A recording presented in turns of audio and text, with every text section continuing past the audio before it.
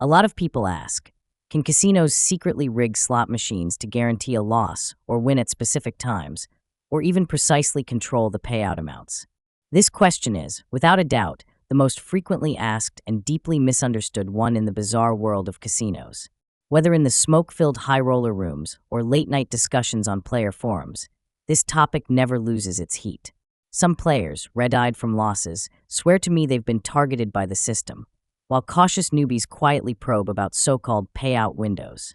The answer is clear, and let me state it unequivocally once again. No, they can't.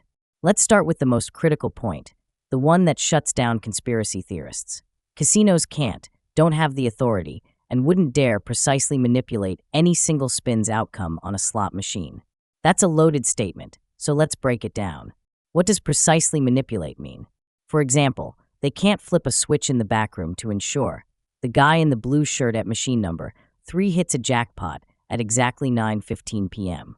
Likewise, they can't do the reverse, like setting it so the guy who won $5,000 loses it all back in the next hour. More specifically, they can't cap the payout amounts either, like the widespread myth that this machine will only let you win up to $1,800. Just a while back, a player posted a lengthy rant on social media, claiming with absolute certainty that the slot machines in a newly opened high-stakes room at his regular casino were technically locked. He said their payout programs were tweaked to frequently dish out bonuses between $1,200 and $1,800. His theory: the casino was dodging the hassle of manual payouts and tax forms, like the W-2G, required in the U.S. for wins over $1,200, while making players feel like they're constantly winning, encouraging them to keep pouring in money. He laid it out in detail, even citing the psychological basis for this strategy, which resonated with countless players. But this is pure nonsense, pieced together from personal win-loss experiences and misinformation. Casinos simply don't have that kind of technical control or legal permission. If they could do this, the core of gambling, randomness, and fairness, would cease to exist. It wouldn't be gambling anymore. It'd be like an arcade game with the difficulty preset by the owner, a blatant scam. Every modern, legally operated casino is under an incredibly strict regulatory system. Agencies like the Nevada Gaming Control Board, the New Jersey Division of Gaming Enforcement, or tribal gaming commissions wield immense power. They're like a sword hanging over every casino's head, ready to conduct surprise inspections, audit financials, review machine data, and verify software versions to ensure all operations strictly comply with the law. Under this intense scrutiny, any attempt to manipulate game outcomes is tantamount to suicide. Slot machine manufacturers like IGT, Aristocrat, or Scientific Games don't design machines to make cheating easy for casinos. Their top priority is meeting the compliance requirements of hundreds of jurisdictions worldwide, which are hardwired into the machine's hardware and software code. Why is that? Because the heart and soul of a slot machine is a tiny chip on its motherboard called the random number generator, RNG.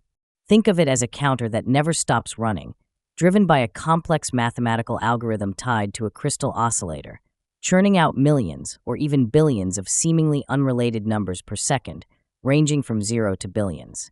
The moment you hit the spin button, the RNG spits out the number it's calculating in that microsecond.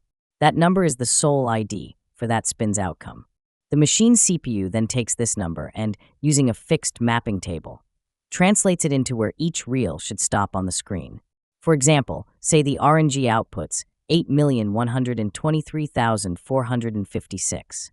The CPU checks the mapping table and finds this number corresponds to reel 1 stops on cherry, reel 2 on cherry, reel 3 on bar. The screen then plays the spinning animation and lands precisely on that result. The whole process, from button press to outcome, takes less than 1,000th of a second. The spinning reels and music are just a light and sound show for entertainment.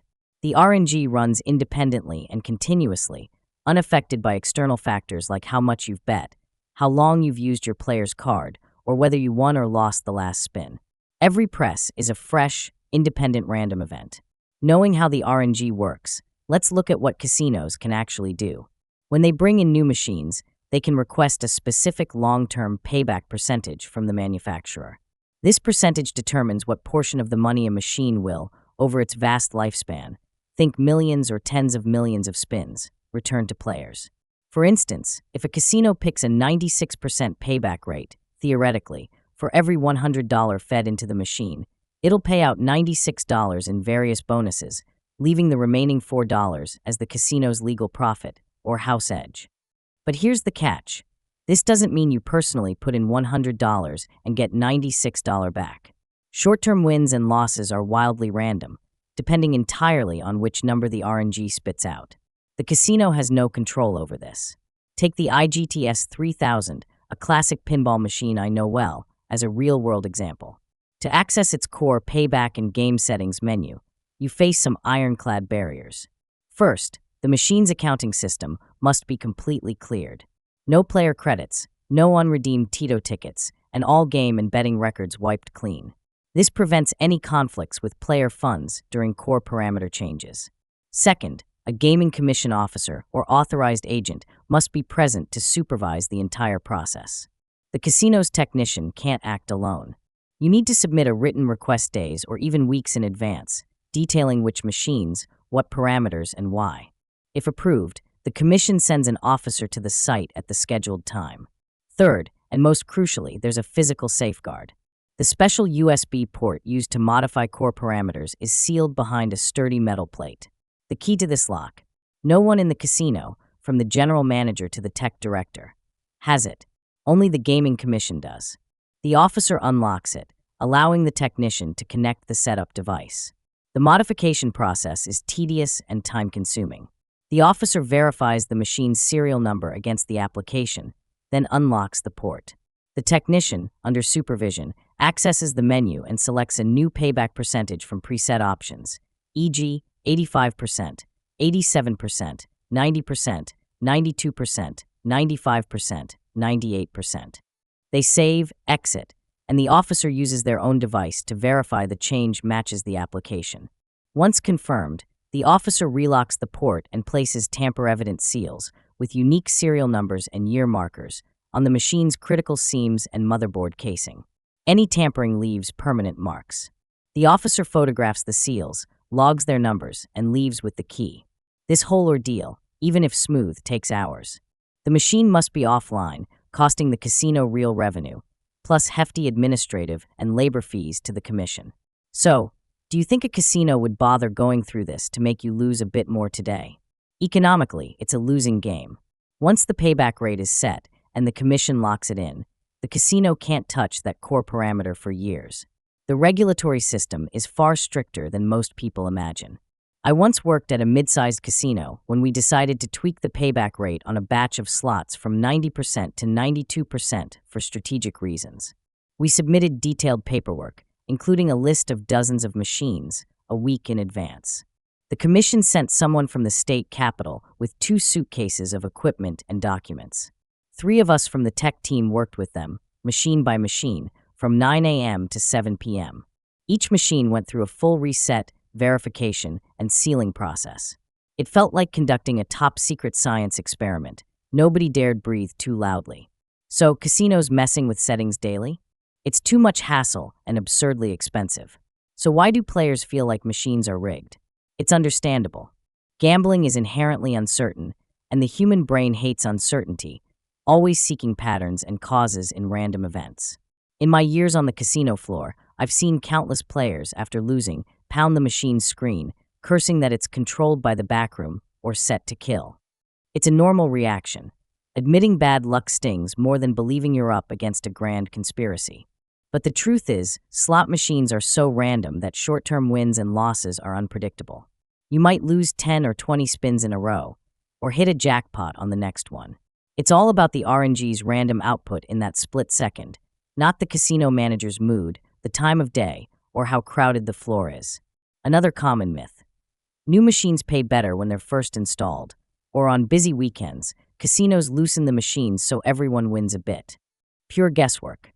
New machines might attract more players with fresh gameplay or visuals, and casinos may promote them with free spin vouchers, but their payback rates and volatility are mathematically identical to older machines. As for loosening machines on weekends, that's fantasy. We've already explained. Once the payback rate is locked by the commission, no one can change it without their approval and presence. Casinos don't need sneaky tricks to profit. Their business model rests on the rock-solid math of the law of large numbers. With hundreds or thousands of machines, played by thousands of players making millions of spins, that steady 4% house edge ensures they're raking it in, grinning ear to ear. So what does the payback rate, the one thing casinos can control, mean for players? Simply put, it determines a machine's theoretical, long-term return.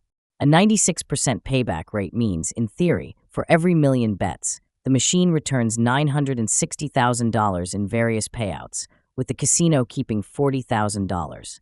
But in theory and long-term are key. Long-term could mean tens of millions or even a billion spins, spanning years of non-stop play. In the short term, your hours, days, or even months of play, your experience might be worlds apart from that 96%. You could bet $100 and lose it all in minutes, 0% return, or bet $10 and hit a $5,000 jackpot, 50,000% return. It's all luck, driven by the RNG's wild short-term swings. Payback rates also vary by region and casino, driven by market competition. In Las Vegas, especially on the Strip, where dozens of mega casinos compete within a few miles, they often set payback rates higher, typically 95% to 98%, to attract and retain players. It's a market strategy. But in remote casinos or those in airports or convenience stores, with no competition nearby, they cater to captive or convenience players, so payback rates might be lower, say 85% to 90%. Don't expect casinos to advertise a machine's payback rate, though. It's a trade secret known only to casino management and the Gaming Commission. Here's a key tidbit. A high payback rate doesn't guarantee you'll win more or have a better experience. A 98% payback machine sounds great, right? But it might achieve that rate by frequently paying out tiny wins, like betting $1 and getting back 50 or 80 cents. You feel like you're winning, but your balance slowly bleeds. The jackpot odds might even be lower than on other machines. Conversely, an 85% payback machine might seem stingy, but its design could focus more on rare, big jackpots. You might feel like you're losing constantly, but the odds of hitting a major prize could be higher than on the 98% machine. Play an hour on both, and your final balance might be similar, but the pace and emotional ride are entirely different. One's a slow burn, the other a roller coaster. Finally, let's underscore how relentless Gaming Commission oversight is. Every legal casino answers to its state or tribal gaming commission, and these aren't figurehead agencies, they're powerful enforcers. They conduct regular or surprise audits, with technicians randomly inspecting machines, opening casings, and using specialized tools to read the core program's digital signature or hash, usually on an EPROM chip. This fingerprint must match the original version certified by independent labs like Gaming Laboratories International (GLI). Any discrepancy, a single byte out of place, is flagged instantly. Unauthorized tampering, like tweaking payback rates or cracking the RNG, gets caught. Penalties are brutal. Hefty fines at best, license revocation at worst. In 2010, a small Nevada casino was caught tweaking the odds on a few video poker machines. The Nevada Gaming Commission slapped them with a $3 million fine and forced a 6-month shutdown. The incident shook the industry, becoming an untouchable red line for operators. For mega resorts built on billions, their gaming license is their lifeline. Risking it all to squeeze a few extra bucks from players? No rational operator would. Their profits come from the steady legal house edge, built on math and law, not shady cheating tactics.